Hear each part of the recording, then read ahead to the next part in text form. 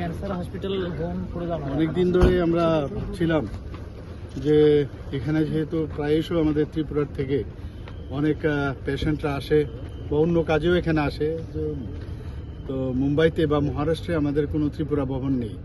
তো আমরা এই চিন্তা করে আমাদের ক্যাবিনেটে আমরা ত্রিপুরা ভবনের জন্য জায়গা আমরা এখানে নিয়েছি।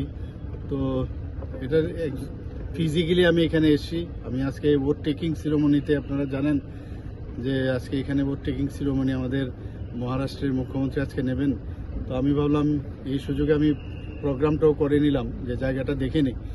তো দেখে খুব ভালো লাগলো, খুব লুক্রেটিভ জায়গা, আর খুব কাছে, এখান থেকে 4-5 কিলোমিটার হবে ওই আমাদের টাটা ক্যান্সার হসপিটাল যেটা আছে।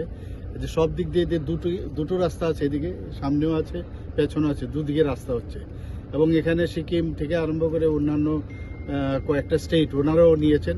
তো আমি আশা করি যে এটার যে স্ট্রাকচার বা ওটার যে ডিজাইন বানানো হয়েছে, আমি দেখেছি 1-2 জায়গায় হয়তো বা আবার কথাবার্তা বলে একটু মডিফাই আমরা করব।